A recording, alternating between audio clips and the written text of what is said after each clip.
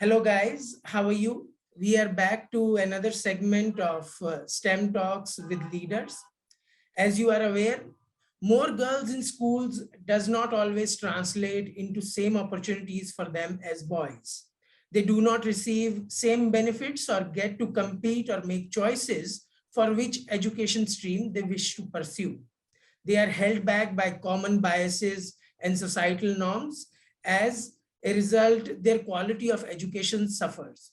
The choice of subjects are not honored. But one super girl who broke out of these restrictions is here with us today, the first one to set up Lego Lab in India in 2005.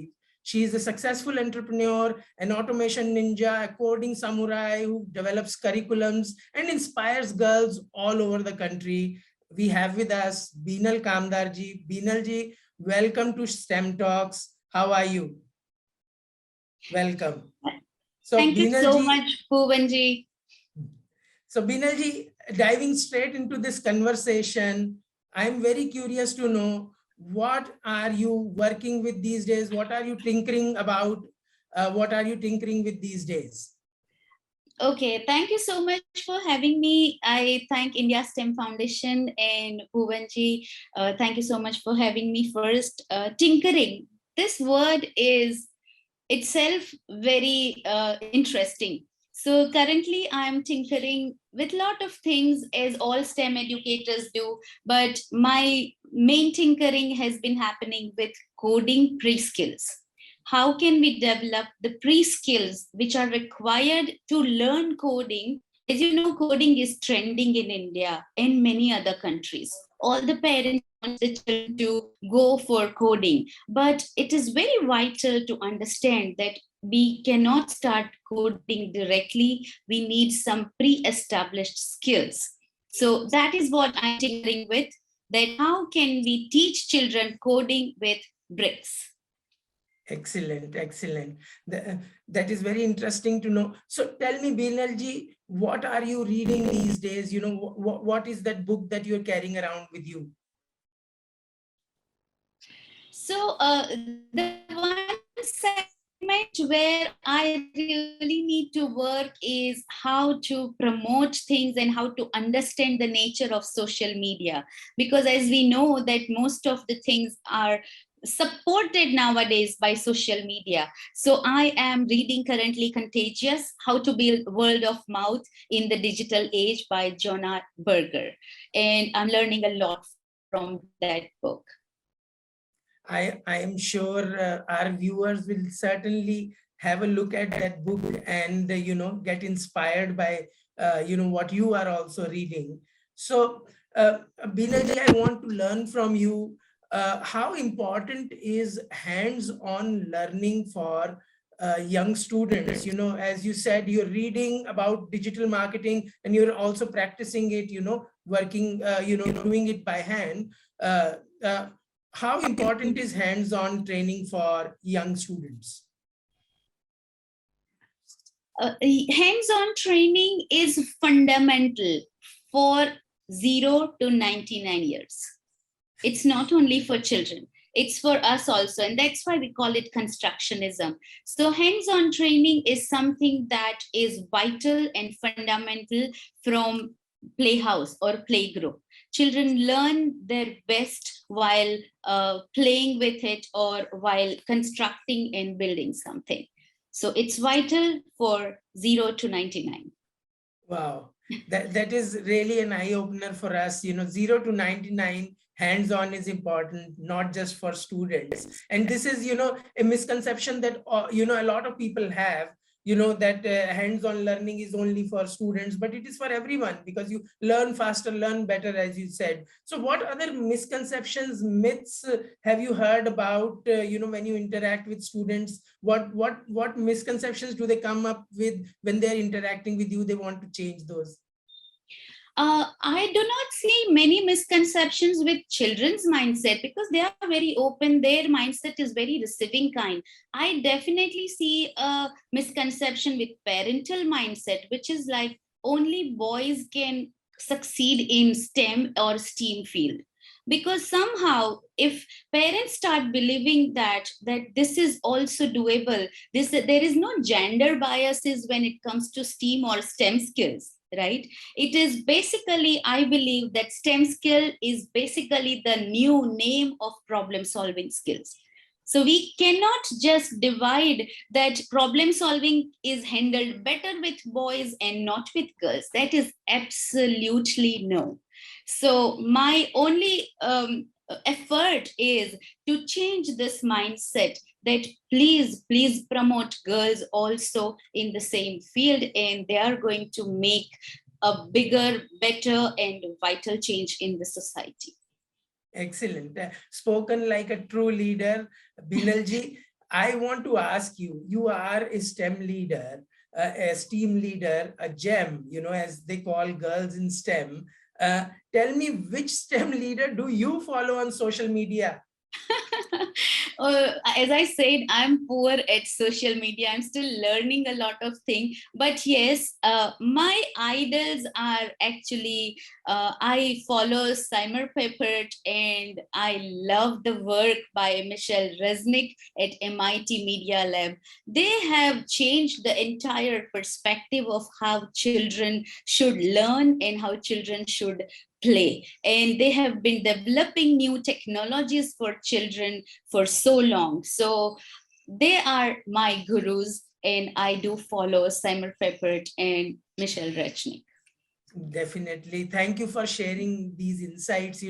I'm sure our followers will go and look up for these names. MIT And Media Lab. yes, Yes. absolutely. MIT Media Lab and other names that you mentioned. So, moving on to the next question, Binal, we would want to know from you, what are some of the STEM career choices that school students can aspire for, knowing fully well that everything is changing every 5 years, maybe even less time? What careers can these students who pursue STEM academics aspire for? So I would say that there would be careers which are niche careers, which are not just a broader aspect of engineering or mechanical engineering or software engineering. If someone wants to just become an analyst, someone wants to just become a data person, then he or she can also do economics along with data analysis. So there will be a lot of mixing of subjects, and there will be a lot of options available for children who loves history also, who loves coding also, who loves economics also, and who loves psychology also, because there will be a perfect mixture. Somewhere or the other it would be applied and to make this world a better place. So I would say, keep your eyes open. Do not make a fixed mindset that, okay, I want to become an engineer, or I want to become an MBA or a doctor. Just explore and invest a lot of time into deciding, discovering, analyzing that what are you good at, what do you like, and the things or the paths will be open for you as and when you approach for the undergrad or graduate programs. So do not take any stress or pressure about which field should I choose. Just keep tinkering. Absolutely. Being integrated learning, as you mentioned right now, is really important. All aspects need to be taken care of, like you mentioned. Thank you for sharing that insight. Talking about insights, you have been in the past very regular at international competitions. We would want to tell our audience how participating in international competitions has changed your worldview. The competitions are that decade is very close to my heart decade, and I have trained more than 50 teams for WRO, FLL, and FTC. It was a life-changing experience for students, I would say, because the competitions prepare them for the life. It is a whole child development. It is a holistic development. It takes care of all the age appropriate skills which are needed. So I would say any child, and each and every child who is interested in STEM should participate in competitions at some point or the other. I would not say that you should strive hard or keep the end goal in mind. Absolutely, Keep the absolutely. journey in mind and participate. Winning I am or sure. losing is a byproduct, but the journey teaches you and prepares you for the life. So that's what competition's impact is. Thank you very much. Binalji, working, at international, actually playing at international competitions, working with these students, I'm sure they and their mentors like you must be coming up with a lot of challenges to solve. What is that one hobby that you pursue to build your problem solving stamina? Oh, I love this question. uh, Nothing more is required to gear up your problem solving stamina. I have a simple motto: like the problem. Invite, if problem, we are all surrounded by problems. If we run away from them, we are going to find it difficult or stressful. Start liking the problems, you will start liking solving them also. Wow, that is a great insight. Thank you. It is so simple. And what for everyone, I must say, I'll certainly follow this advice. This is so Yeah. simple to follow. Embrace the problem and you can find the solution. Yes.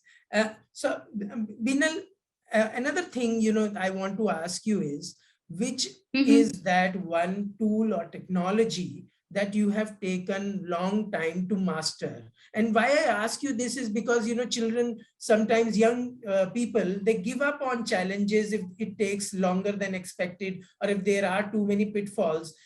What is that one technology or tool that you've taken a long time to master?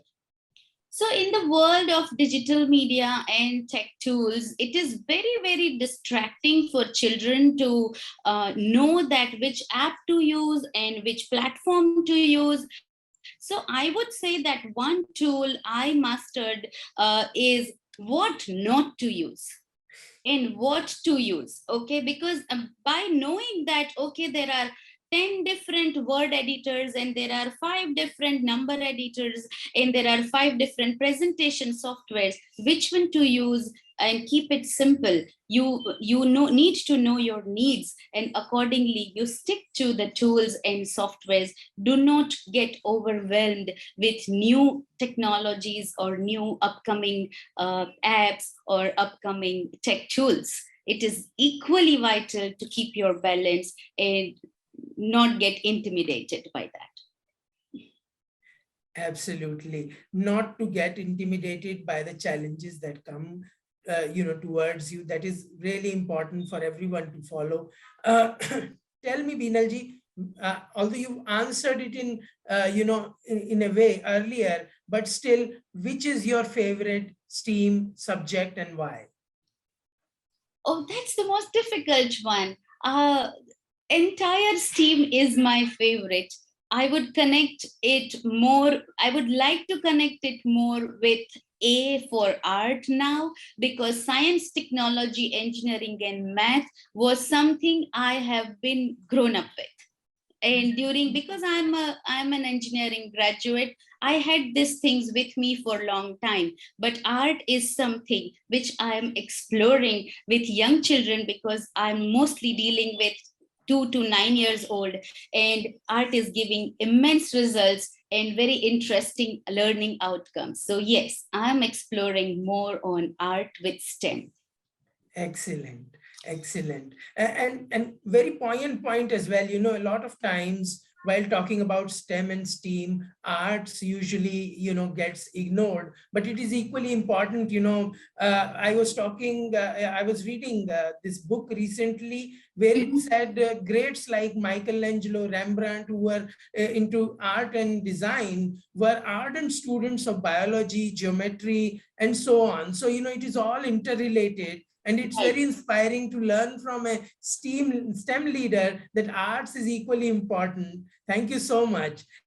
Moving on to the last and final question, which is something that all of our students want to know an answer to, and that is, how does one deal with failure? Whether it is in a STEM subject or in personal endeavors, how to overcome or deal with failures.